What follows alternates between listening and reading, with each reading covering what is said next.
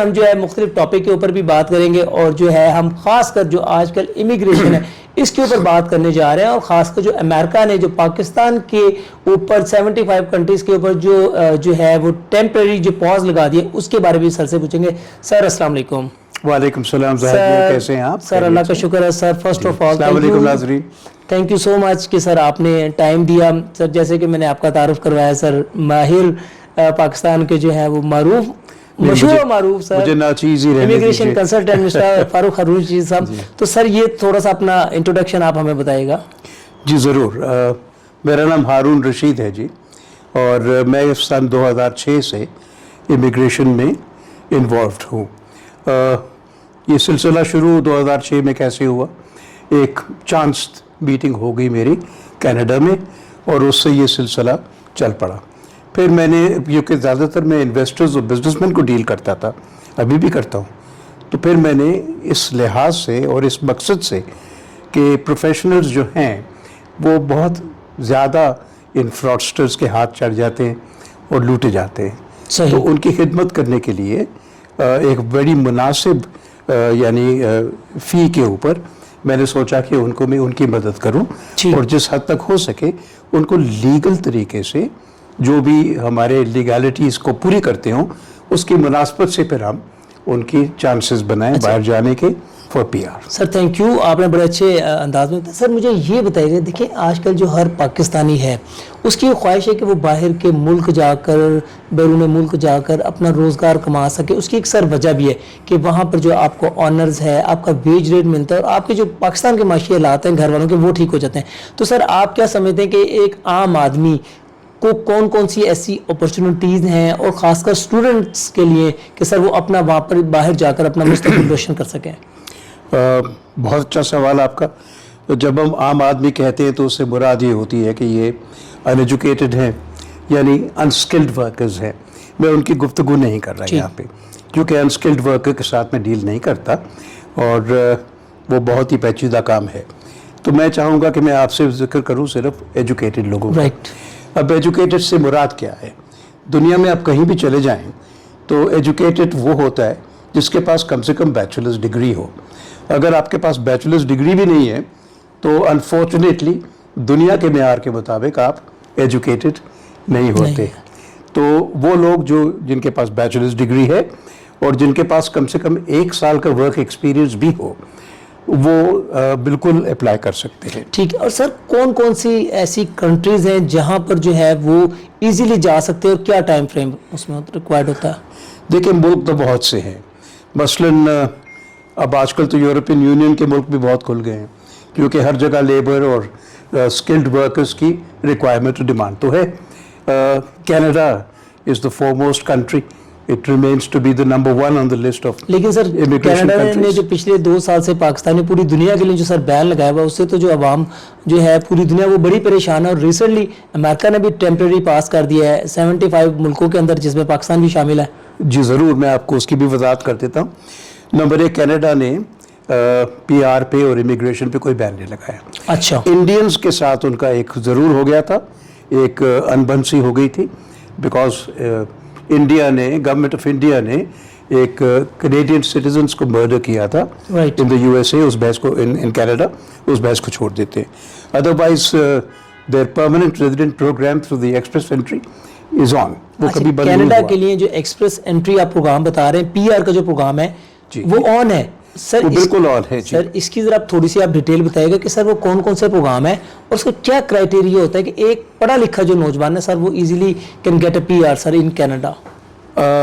Number 1, یہ صبر آمیز کام ہے. اچھا. ڈونٹ ایکسپیکٹ کہ آج آپ کارروائی کو شروع کریں گے تو کل جہاز پہ بیٹھ کے جا رہے ہو گے, ایسی بات نہیں ہے. پیشنس از نیڈیڈ, کیونکہ حکومت کینیڈا ان لوگوں کو اٹھاتی ہے جو سب سے پہلے ان کے سلیکشن پول میں داخل ہو جائیں, اور سلیکشن پول میں داخل ہونے کے لیے ان کا ایک کرائٹیریا ہے, ایک طریقہ کار ہے. اور اس کرائٹیریا میں جو بیسک چیزیں ہیں وہ کیا ہیں؟ کم سے کم 4 سال کا بیچلرز ہونا چاہیے. اگر آپ کے پاس پرانا بیچلرز ہے 2 سال کا, بھول جائیے. صحیح. 4 years bachelors, right. 1 year work experience, اور ورک ایکسپیرینس بھی آپ کسی بھی پروفیشن میں نہیں, بلکہ چند ایسی پروفیشنز ہیں 2026 میں جس میں گورنمنٹ آف کینیڈا نے کہا ہے کہ ہم ان کو ترجیح دیں گے.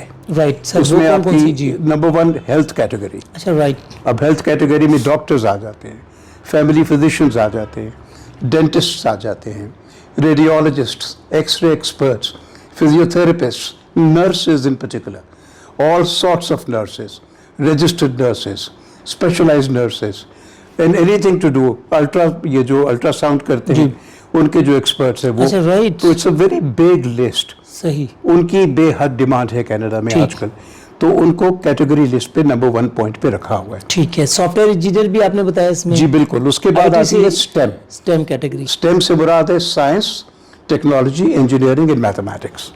اس میں آپ کے I T engineers, software engineers, software writers اور anything to do with the I T industry وہ شامل ہیں, اور ان کی کافی ڈیمانڈ ہے.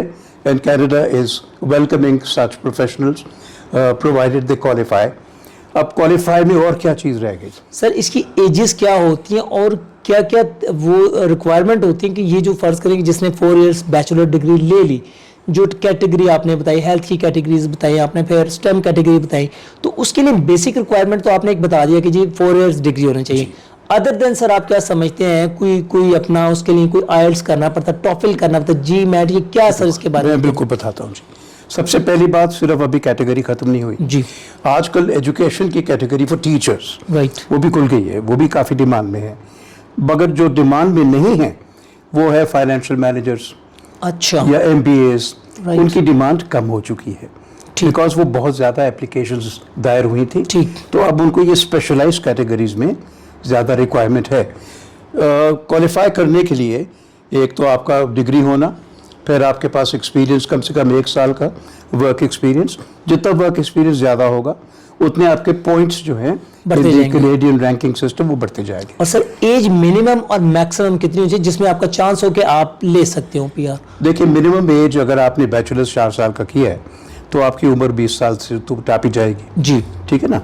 اور maximum age up to the best is up to 32. اگر آپ in the range of 27 years to 32 یا 35 ایئرس ہیں تو آپ کو میکسیمم پوائنٹس ملیں گے ایج کے. اور جینڈر کی کوئی قید نہیں؟ اور کس کی جی؟ جینڈرز کی, جس میں میل فیمیل جینڈر کی کوئی قید نہیں. ناظرین صاحب نے مرد اور عورت سب برابر ہیں.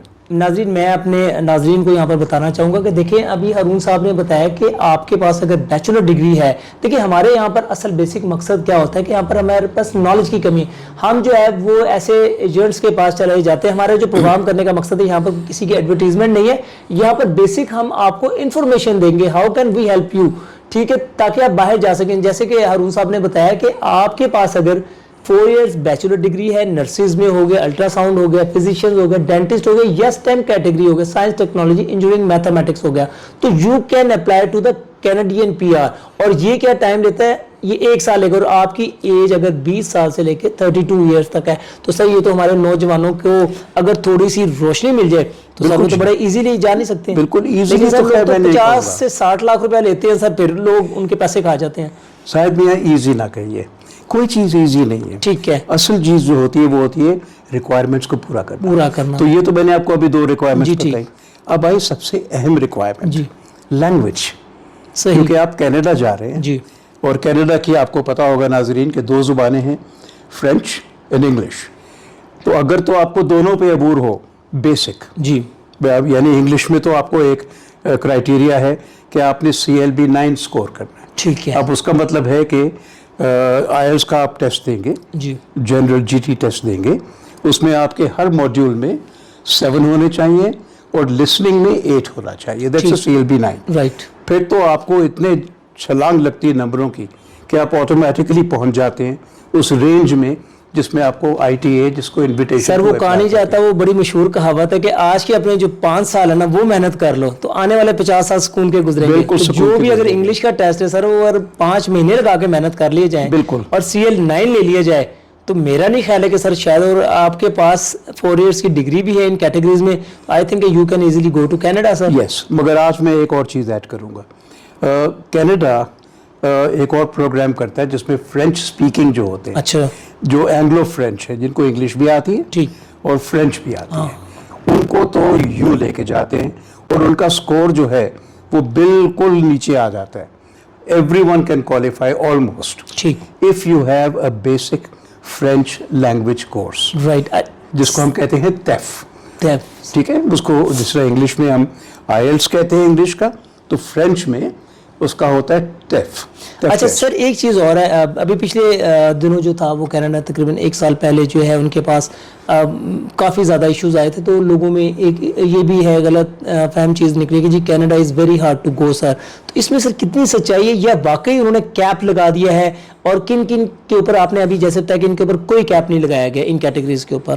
دیکھیے انہوں نے کیپ کافی کیٹیگریز پہ لگایا, اور اب جو یہ 4-5 کیٹیگریز ہیں جس طرح میں نے بتایا, health category, STEM category, education, form agriculture, اچھا فارم مینیجرز, فارم اسپیشلسٹ, ان کی بھی بہت ڈیمانڈ ہے. ٹھیک ہے, اینڈ ایجوکیشن, یہ جو کیٹیگریز ہیں, لیکن اس کے لیے انگلش آپ کی CL9 ہونی چاہیے. نہیں, اگر آپ ہیلتھ کیٹیگری کی بات کرتے ہیں تو اس میں اگر آپ کا CLB5 بھی آ جاتا ہے, ہاں ویری گڈ, تو پھر بھی آپ کو ترجیح دی جائے گی, because health category is a very specialised category. Right, مگر باقی کیٹیگریز میں, فارم کیٹیگری میں بھی کم میں ہو جاتا ہے. ٹھیک ہے, لیکن باقی کیٹیگریز میں باہر تو, اور جب تک دیکھیں میں CLB9 کیوں کہتا ہوں, CLB9 میں اس لیے کہتا ہوں کہ اگر سپوز کرے کہ آپ کا CLB7 آیا ہے اسکور, یعنی 6 آ گیا ہر بینڈ, اور آپ کا وہ اسکور آ گیا, تو آپ کو جو ان کا کمپریہنسو رینکنگ سسٹم ہے جس کو ہم CRS کہتے ہیں, اس میں لیٹر سے 20 پوائنٹس ملے 100 میں سے. ٹھیک, اب آپ کا وہ اسکور آپ نے امپروو کر کے CLB9 کر لیا, ٹھیک ہے, تو وہ 20 پوائنٹ چھلانگ مار کے 90 پہ پہنچ جائیں گے. صحیح, تو بہت بڑی چھلانگ لگتی ہے, جس کا مطلب ہے کہ آپ CRS اسکورز آپ کا جو ہے وہ ایک them it goes up, and because you gain so many points, اور اگر آپ نے آپ کا ورک ایکسپیرینس بھی ہو تو پھر تو آپ کو وہ PR کے لیے انویٹیشن آ جائے. ایک چیز اور ہے سر, یہ میں آپ سے آخری سوال میں اس میں پوچھنا چاہوں گا سر, یہ بتائیے گا کہ ایک تو لوگوں کی جو ڈیمانڈ ہوتی ہے کہ سر یہ جو 50 لاکھ روپے لے رہے ہیں, لاکھ روپے کی ہوتی ہے, تو سر ایکچوئل اگر فیسز کی بات کریں اور بندہ اگر کوالیفائی کر رہا ہو تو منیمم اس کا خرچہ کتنا ہوگا تقریباً؟ دیکھیں اگر تو آپ پڑھے لکھے ہیں تو آپ خود جائیے Canada.ca, اور یہ ہارون صاحب نے ویب سائٹ بتا رہے ہیں, میں ریکویسٹ کروں گا کہ جو سر ویب سائٹس بتا رہے ہیں, جو یہ انفارمیشن ہے اس کو آپ نوٹ ڈاؤن کیجئے, اور خود وہاں پر اپلائی اگر کر سکتے ہیں تو ایزیلی اپلائی کریں سر. بالکل کر سکتے ہیں. تو Canada.ca یہ گورنمنٹ آف کینیڈا کی آفیشیل ویب سائٹ ہے. ٹھیک, اس میں آپ امیگریشن پہ کلک کیجئے, اور وہاں پہ انہوں نے ایک سیلف ٹیسٹ بھی دیا ہوا ہے کہ آپ اپنے آپ کو خود ڈائگنوز کر لیجئے کہ کین یو میک اٹ, کیا آپ کے وہ منیمم پوائنٹس آتے ہیں 65, آپ ایلیجیبل ہو بھی کہ نہیں. ٹھیک, اور اگر آپ کی ایلیجیبلٹی نکل آئے تو ایک چیز آپ کو انٹرنیٹ پہ موجود ہے.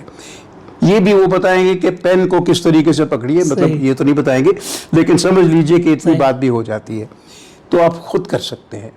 یہ لاکھوں روپے اور 40 لاکھ اور 50 لاکھ, میں تو یہ سمجھتا ہوں کہ پہلے تو میں یہ پوچھتا ہوں کہ لوگوں کے پاس اتنے پیسے آتے کہاں سے, ہمیں بھی بتائیے, ہم بھی کوئی کاروبار 50 لاکھ روپے کی ڈگریاں لے کے کاروبار ہو تو پھر تو ٹھیک ہے. اور دوسری بات بیٹا یہ ہے کہ اگر آپ کے پاس وہ پیسے ہیں اور آپ نے ادا کر دیے, تو اب آپ وہاں جا کے آخر تنخواہ کمائیں گے نا, تو کیا تنخواہ آپ کو 10 لاکھ روپے مہینے ملے گی؟ اچھا, کیونکہ سب سے پہلے تو آپ 40 لاکھ کی ریکوری کریں گے نا. جی, تنخواہ آپ کو وہی ملے گی لینے دینے کے بعد, خرچہ نکالنے کے بعد. اگر آپ اچھے پروفیشنل ہیں شاید آپ $1000 بچا لیں گے پر منتھ, تو اس کا مطلب ہے کہ 15-20 سال تو آپ صرف یہ اپنا خرچہ ہی پورا کر رہے ہیں. یہ تو ہو ہی نہیں سکتا, ممکن ہی نہیں ہے. ٹھیک, یہ فراڈ ہے. ایکچولی فی بہت کم لگتی ہے. ٹھیک ہے, ایک ہوتی ہے گورنمنٹ آف کینیڈا کی فی. ٹھیک ہے, گورنمنٹ آف کینیڈا کی فی جو ہے وہ فیملی سائز پہ ڈیپینڈ کرتی ہے, رائٹ, اور اس کے مطابق ہوتی ہے. اندازاً وہ فی جو ہے اب ذرا سی بڑھ گئی ہے, میرے خیال میں $1350 ہوتی ہے, جس میں رائٹ آف ریزیڈنس فی شامل ہوتی ہے. رائٹ, اور اس کے علاوہ اور کوئی خرچہ نہیں ہوتا.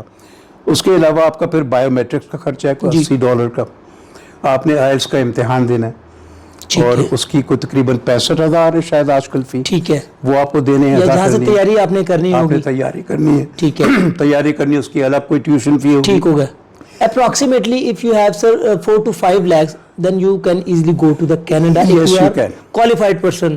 جیسے کہ آپ نے سر اس میں بتایا. Yes you can approximately. Right. پھر اگر آپ کی فیملی ہے, شادی شدہ ہے, جی, تو آپ کی بیگم صاحبہ اور یا آپ کے شوہر, اسپاؤس جس کو آپ کہیں گے, آٹومیٹیکلی آپ کی اپلیکیشن کا بچے بھی آپ کا حصہ بن جاتے ہیں. ٹھیک ہے. اور بچے وہ جو کہ 21 سال کی عمر سے کم ہوں, کم ہے. تو وہ آٹومیٹکلی ایک ہی بندے کی اپلیکیشن کا حصہ بن جاتے ہیں, مگر ان کو پھر سیٹلمنٹ فنڈ چاہیے ہوتے ہیں. اچھا, وہ تقریباً سر کتنے چاہیے ہوتے ہیں اگر فیملی جا رہی ہے تو؟ اگر فیملی جا رہی ہو, اگر آپ اکیلے جا رہے ہیں, کہ اگر آپ اکیلے جا رہے ہیں تو آپ کو تقریباً کوئی $18,000 کے لگ بھگ شو کرنے پڑتے ہیں, شو کرنے کہ آپ پڑتے کے ہیں, پاس ہے, اور لے کے بھی جانے پڑتے ہیں. لیکن وہ اماؤنٹ آپ ہی کی رہے وہ گی, آپ ہی کی اماؤنٹ ہے, اس کو حکومت کینیڈا نہیں لے ہاتھ سکتی. نہیں لگائے گی. ٹھیک. لیکن جب آپ ایئرپورٹ پہ لینڈ کریں گے تو وہ آپ سے پوچھیں گے کہ آپ کے پاس سیٹلمنٹ فنڈز کہاں ہیں, تو آپ کو ان کو شو کرنے پڑیں گے کہ یہ جی پے آرڈر ہے, آپ ہی کے نام کا ہوگا. ٹھیک ہے. پھر آپ کو جب امیگریشن مل جاتی ہے, آپ جب امیگریشن سے باہر نکلتے ہیں تو آپ PR ہولڈر ہو گئے, حالانکہ کارڈ ابھی بننے میں ٹائم لگتا ہے, 2-4 مہینے لگ جاتے ہیں. ٹھیک ہے.